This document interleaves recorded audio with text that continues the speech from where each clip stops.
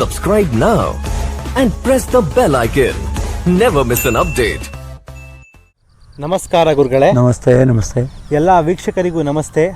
Harish AL ಹಾಗೂ ಆಯುರ್ ಪ್ರಸಾದಯ್ಯ YouTube ಚಾನಲ್ಗೆ ಸ್ವಾಗತವನ್ನು ಕೋರಿ ಇವತ್ತೊಂದು ದಿನ ಬಿಕ್ಕಳಿಗೆ ಬಗ್ಗೆ, ಅಂದರೆ ಭಾಳಷ್ಟು ಜನಕ್ಕೆ ಬಿಕ್ಕಳಿಕೆ ಇರುತ್ತೆ. ಕೆಲವೊಬ್ರಿಗೆ ಆವಾಗವಾಗ ಯಾವಾಗಾದ್ರು ಒಂದು 6 ತಿಂಗಳಿಗೆ ವರ್ಷಕ್ಕೆ ಬಂದು ಹೋಗ್ಬಿಡುತ್ತೆ. ಆದರೆ ಕೆಲವರಿಗೆ ಲೈಫ್ ಲಾಂಗ್ ಅವ್ರಿಗೆ ಬಿಕ್ಕಳಿಕೆ ಇರ್ತದೆ.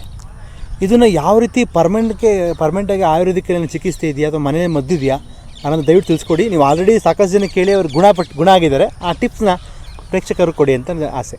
ಖಂಡಿತವಾಗಿ ಬಿಕ್ಕಳಿಕೆ ಎಪಿಸೋಡಿಗೆ ನಿಮ್ಮ ವೀಕ್ಷಕ ಸೋತ್ರ ಬಂಧುಗಳ ಜೊತೆಗೆ ನನ್ನ AL ಹರೀಶ್ ಇವರನ್ನು ಕೂಡ ಹೃತ್ಪೂರ್ವಕವಾಗಿ ಸ್ವಾಗತಿಸಿ, ಬಿಕ್ಕಳಿಕೆ ಅಂದರೆ ಹೇಗೆ ಬರ್ತದೆ, ಯಾಕೆ ಬರ್ತದೆ, ಅಥವಾ ಬರಬಾರ್ದಂಗೆ ನೋಡ್ಕೊಳ್ಳೋದೇನು, ನಾವು ಯಾವಾಗ ಆಹಾರಗಳನ್ನು ಹರಿಬರಿಯಾಗಿ ತಿಂದರೆ, ಧಾವಂತದಿಂದ ತಿಂದರೆ, ಅವಸರ ತಿಂದರೆ ಅವಾಗ ನಮಗೆ ಬಿಕ್ಕಳಿಕೆ ಶುರು ಆಗ್ತದೆ. ಒಂದು ಸಲ ಬಿಕ್ಕಳಿಕೆ ಶುರು ಆದರೆ ಪುನಃ ನಮಗೆ ಆ ಬಿಕ್ಕಳಿಕೆ ಹಾಗೆ ಉಳಿತೈತಿ ಒಂದು 4 ಸಲ ಅದಾದಾಗ. ಅಥವಾ ಅವಸರದಲ್ಲಿ ಎತ್ತಿ ಬಾಟ್ಲಿಗಳನ್ನು ನೀರು ಕುಡಿತಾ ಇರ್ತೀವಿ. ಆ ನೀರು ನಿಧಾನಕ್ಕೆ ಹೋಗ್ಬೇಕಾಗಿರೋದು ತುಂಬ ಫೋರ್ಸಾಗಿ ಒಳಗೋದಾಗ ಬಿಕ್ಕಳಿಕೆ ಅಂತ ಒಂದು ಇದು ಬರ್ತದೆ. ಅದಕ್ಕೆ ನೀರನ್ನು ಕಚ್ಚೆ ಕುಡಿಬೇಕು. ಆಮೇಲೆ ಆಹಾರವನ್ನು ನಿಧಾನವಾಗಿ ಜಗದೇ ತಿನ್ನಬೇಕು. ಇಲ್ಲಿ ಒಂದು ಸಲ ಬಿಕ್ಕಳಿಕೆ ಬಂದುಬಿಟ್ಟಿದೆ, ಏನು ಮಾಡೋದು? ಲೈಫ್ ಲಾಂಗ್ ಬಿಕ್ಕಳಿಕೆ ಇರೋದಿಲ್ಲ. ಸಾಮಾನ್ಯವಾಗಿ ನಾವು ಮಾಡ್ಕೊಳ್ಳೋದು ಒಂದು ಬಿಕ್ಕಳಿಕೆ ಹತ್ತೈತೆ ಅಂದರೆ ಅದನ್ನು ಪ್ರಾಣ ಇನ್ನು ಉಳಿಯೋದಲ್ಲ ಭಾಳ ದಿವಸ ಅಂತ ಹಿಂದಿನ ಕಾಲದಾಗಿತ್ತು. ಈಗೆಲ್ಲ ಅದಕ್ಕೆ ತಾಂತ್ರಿಕ ನಿವಾರಣೋಪಾಯಗಳನ್ನು ನಾವು ಮಾಡ್ಕೊಂಡ್ರಿಂದ ಇವತ್ತು ಅದೇನು ದೊಡ್ಡ ಸಮಸ್ಯೆ ಅಲ್ಲ. ಸೊ ಬಿಕ್ಕಳಿಕೆ ನಿಮಗೆ ಬಂದರೆ ಇವುಗಳನ್ನು ಮಾಡ್ಕೊಳ್ಳೋದ್ರಿಂದ ನಿಮಗೆ ಬಿಕ್ಕಳಿಕೆ ಇಲ್ಲ. ಎರಡನೇದು, ಬಿಕ್ಕಳಿಕೆ ಆದಮೇಲೆ ನೀವೇನು ಮಾಡ್ಬೋದು, ಭಾಳ ಮಟ್ಟಿಗೆ ನವಿಲುಗರಿ ಇರ್ತೈತಲ್ಲ, ಮಯೂರ ಸಿಕೆ ಅಥವಾ ಆ ಬಿಕ್ಕಳಿಕೆ ಮಯೂರವನ್ನು ನಾವು ಸುಟ್ಟು ದೀಪದಲ್ಲಿ, ಎಣ್ಣೆ ದೀಪದಲ್ಲಿ, ತುಪ್ಪದ ದೀಪದಲ್ಲಿ ಸುಟ್ಟು ಅದ್ರ ಬರ್ತಕ್ಕಂಥ ಕರ್ಕನ್ನು ತುಪ್ಪ ಸೇರಿಸಿ ನಾವು ರಂಗಳಿಸಿ ಗಂಟ್ಲಿಗೆ ಹಚ್ಕೊಂಡಾಗ ಫ್ರ್ಯಾಕ್ಷನ್ ಆಫ್ ಸೆಕೆಂಡ್ನಲ್ಲಿ ನಮ್ಮ ಬಿಕ್ಕಳಿಕೆ ಲೈಫ್ ಲಾಂಗ್ ಬರೋದಿಲ್ಲ. ಆಮೇಲೆ ಹಸಿ ದ್ರಾಕ್ಷಿ, ಬೀಜ ಇರ್ತಕ್ಕಂಥ ದ್ರಾಕ್ಷಿನ ನಾವು ಒಂದು 3-4 ಅದನ್ನು ಹೆಚ್ಚಿಗೆ ಅದರದ ರಸ ತೆಗೆದು, ಅಂದರೆ ಸಿಪ್ಪಿ ಮೇಲೆ ಇರ್ತಕ್ಕಂಥ ರಸ ತೆಗೆದು ಒಂದು 7-8 ಅದಕ್ಕೆ ಸ್ವಲ್ಪ ನೀರು ಹಾಕೊಂಡು ಒಂದೇ ಸಲ ಹಿಂಗೆ ಕುಡಿದ್ರೆ ಸಾಕು, ಹೋಗ್ಬಿಡ್ತೈತಿ. ಇನ್ನು ಮಾವಿನ ಎಲೆಗಳನ್ನು ತೋರಣ ಕಟ್ಟಿರ್ತೀವಿ ಬಾಗಿಲಿಗೆ, ಆ ತೋರಣ ಕಟ್ಟಿರ್ತಕ್ಕಂಥ ಮಾವಿನ ಎಲೆಗಳನ್ನು ಸುಟ್ಟು ಅದ್ರ ಬೂದಿಗೆ ಜೇನುತುಪ್ಪವನ್ನು ರಂಗಳಿಸಿ ಅದನ್ನು ತಗೊಂಡಾಗ ಕೂಡ ನಮ್ಮ ಬಿಕ್ಕಳಿಕೆ ಹೋಗ್ತದೆ.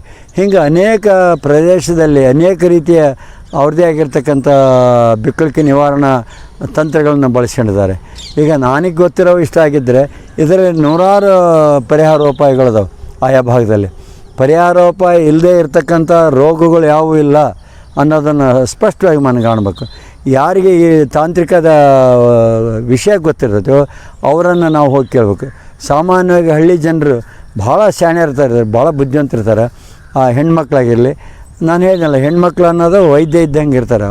ಅಡುಗೆ ಮಾಡೋದಷ್ಟೇ ಕೆಲಸ ಆಗಿದ್ರು ಯಾಕೆ ಏನು ಮಾಡಬೇಕು ಎಲ್ಲನೂ ಅವರು ತಿಳ್ಕೊಂಡಿರ್ತಾರೆ.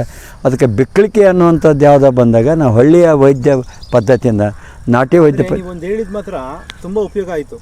ಅವತ್ತೊಂದು ಹೇಳಿದ್ರಿ, ಒಬ್ಬರಿಗೆ ಬಿಕ್ಕಳಿಕೆ ಸುಮಾರು 6 ತಿಂಗಳಿಂದ ಇತ್ತಂತೆ. ನೀವು ಅವತ್ತೇ ಹೇಳಿದ್ರಿ, ಅವತ್ತೇ ನವಿಲುಗರಿದು ಸುಟ್ಟು ಅದನ್ನು ಜೇನುತುಪ್ಪದಲ್ಲಿ ಮಿಕ್ಸ್ ಮಾಡ್ಕೊಂಡು ತಿನ್ನಕ್ಕೆ ಹೇಳಿದ್ರಿ. ಅವತ್ತೇ ಮಾಡಿದ್ರು, ಅವತ್ತೇ ಸ್ಟಾಪ್ ಆಯಿತು ಅಂತ ನನಗೆ ಹೇಳಿದ್ರು. ಅದೊಂದು ಖುಷಿ ವಿಚಾರ. ಒಂದು ಎಪಿಸೋಡ್ ಮಾಡೋಣ ಅಂತಲೇ ಡೈರೆಕ್ಟಾಗಿ ಮಾಡಿಸ್ಬಿಟ್ಟೆ. ನನ್ನ ತಂಗಿ, ನಾನೊಂದು ಅನುಭವ ನಿಮ್ಗೆ ಹೇಳ್ಕೋಬೇಕಾಯ್ತು. ನನ್ನ ತಂಗಿ ಸುಮಾರು ಒಂದು 2-3 ವರ್ಷದ ಮಗು, ಚಿಕ್ಕದು. ನಾನು ಕೂಡ ಏನು ದೊಡ್ಡನಲ್ಲ. ನನಗೆ ಯಾರೋ ಒಬ್ರು ಹಂಗೆ ಅಂದರು. ಅದನ್ನು ಎಕ್ಸ್ಪೆರಿಮೆಂಟ್ ಮಾಡಿದ್ವಿ. ಏನು, ದ್ರಾಕ್ಷಿ ಹಿಡ್ಕೊಂಬಂದಿದ್ದೆ ಹೊರಗೆ ಅಂಗಡಿಯಿಂದ, ಒಂದು 1/4 kg ಅಷ್ಟು ದ್ರಾಕ್ಷಿ ಹಿಡ್ಕೊಂಬಂದು ಅದನ್ನು ಈಕೆ ತಿನ್ನಿಸಿದ್ರೆ ಅಥವಾ ಇನ್ನೇನು ಬದುಕೋದಿಲ್ಲ ಅನ್ನೋ ಸ್ಥಿತಿಗೆ 6 ವರ್ಷದ ಹುಡುಗಿ. ಆಮೇಲೆ ಆ ದ್ರಾಕ್ಷಿಯನ್ನು ಲೋಟಕ್ಕೆ ಹಿಂಗೆ ಕಿವುಚಿ ಆ ಸಿಪ್ಪಿಯನ್ನು ಒಂದು ಕಡೆಗೆ ಇಟ್ಟು ಅದಕ್ಕೆ ನೀರನ್ನು ಹಾಕಿ ಆ ನೀರನ್ನ ಒಂದೇ ಗುಟ್ಕ ಕುಡಿಸಿದ್ವಿ. ತಕ್ಷಣ ನಿಂತೋಗ್ಬಿಡ್ತು ಬಿಕ್ಕಳಿಕೆ. ಲೈಫ್ ಲಾಂಗ್ ಬರಲ್ಲ ಅಂತ. ಲೈಫ್ ಲಾಂಗ್ ಬರಲಿಲ್ಲ. ಅದಕ್ಕೆ ನಾವು ತಾಂತ್ರಿಕ ಬಳಕೆ ಇದು ಯಾವುದೋ ದೊಡ್ಡ ನನ್ನಂಥ ವಿದ್ಯಾವಂತ ನಿಮ್ಮಂಥ ವಿದ್ಯಾವಂತರು ಹೇಳಿದ್ದಲ್ಲ ಇದು. ಏನೋ ಹೆಬ್ಬಟ್ಟು ಏನೋ ತಿಳಿದೇ ಇರ್ತಕ್ಕಂಥವ್ರಿಗೆ ಇಂಥವು ಅನೇಕ ಅದ್ಭುತವಾದ ಪವಾಡಗಳು ಅವ್ರ ತಲೆಯಲ್ಲಿ ಇರ್ತವೆ. ಅವುಗಳನ್ನು ನಾವು ಈ ರೀತಿ ಈ ಮೂಲಕ ಬಳಸಿ ಜನರಿಗೆ ಪ್ರಸಾರ ಮಾಡಬೇಕು. ಈಗ ನಾನಾದರೂ ಕೂಡ ಇದು ಮ್ಯಾಕ್ಸಿಮಮ್ ಯಾವುದೇ ಆಶಾಕಾಂಕ್ಷೆ ಇಟ್ಕೊಂಡಾಗ ಎಲ್ಲರಿಗೂ ಇದು ತಲುಪಲಿ ಅನ್ನೋ ಉದ್ದೇಶನ ಮಾಡಿದ್ದೀನಿ. ಕಚ್ಚಿದ್ರು ಕೂಡ ಚಿಕ್ಕ ಏನು ಓದಿಲ್ಲ ಅವರು, ಆದ್ರೆ 5,000 ಜನನ ಬದುಕಿಸಿದ್ದಾರೆ. ಅಂದ್ರೆ ಈಗ ಓದೋದೇ ದೊಡ್ಡದಲ್ಲ. ಈಗ ಓದೋದಂದ್ರೆ ಹೊಟ್ಟೆ ಬದುಕಿಗಾಗಿ ಓದೋದು, ಅದು ಇನ್ನೊಬ್ಬರನ್ನ ದಾರಿ ತಪ್ಸಕ್ಕಾಗಿ ಓದೋದು. ಈಗ ನಾವೆಲ್ಲ ಓದ್ಯಾರಲ್ಲ, ಎಷ್ಟು ಮಂದಿ ದಾರಿ ತಪ್ಸಿಲ್ಲ, ಸಾವಿರಾರು ಮಂದಿ ದಾರಿ ತಪ್ಸಿದ್ವಿ. ಓದು ಹಂಗಂತ ಹೇಳಿ ಓದೋದು ಬಿಡಬೇಡಿ, ಆದರೆ ಅದನ್ನು ಸದುಪಯೋಗ ಆಗೋ ರೀತಿಯಲ್ಲಿ ನಾವು ಉಪಯೋಗ ಮಾಡ್ತೀವಿ. ಒಳ್ಳೆ ಮಾಹಿತಿ ಕೊಟ್ಟರೆ ಬಿಕ್ಲಿಕೆ ಬಗ್ಗೆ ಧನ್ಯವಾದ.